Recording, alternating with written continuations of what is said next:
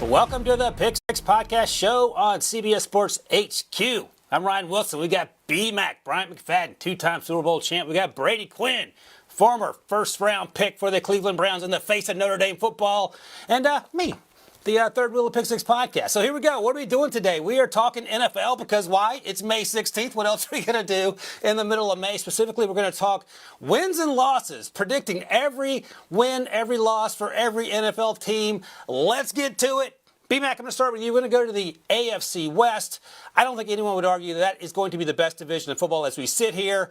Coming into this conversation here, Caesars has the Chiefs at 10.5 at the win total. That sounds low to me. What do you think about 10.5?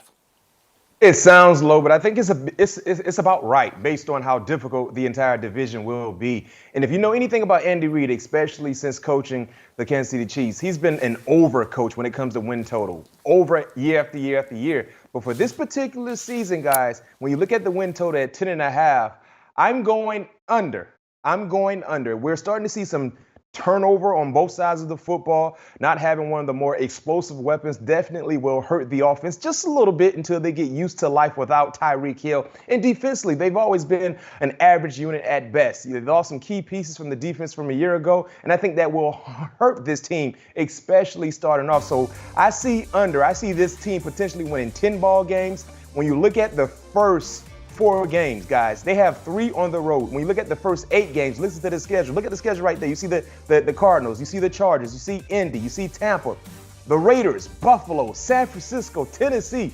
That's just the first 8 ball games right there. So that's a difficult task to start the season off. Not to mention when you look at the recent success they've had, every team will approach the Kansas City Chiefs like it's their biggest game of their season based on what they've been able to do. So I see an under happening for Andy Reid and the Kansas City Chiefs.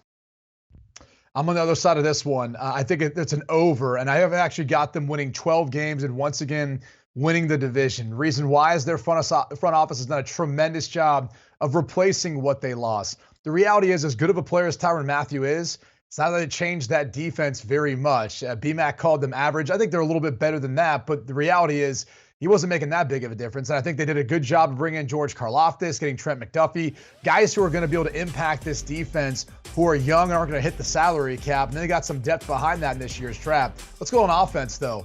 They lose Tyreek Hill. Okay, what are they going to do in replace of that? They signed Juju Smith-Schuster. They signed Marquez Valdes-Scantling.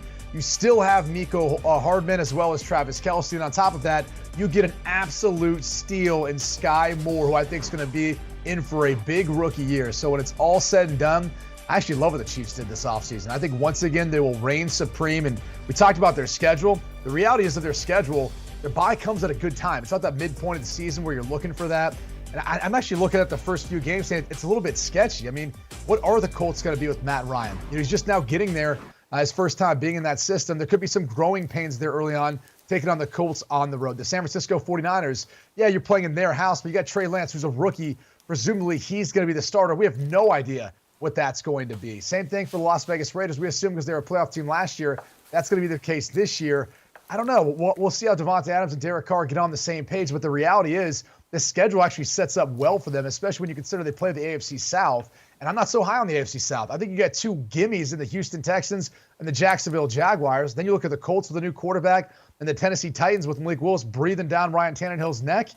I don't know. I think that ends up being 12 wins once again for the Kansas City Chiefs. Brady, I'm with you. I'm going 12 wins as well. As we sit here, the strength of schedule is such that the Chiefs have the toughest strength of schedule going into the season. That can obviously change based on free agency and draft and every other thing that happens between now and mid-September.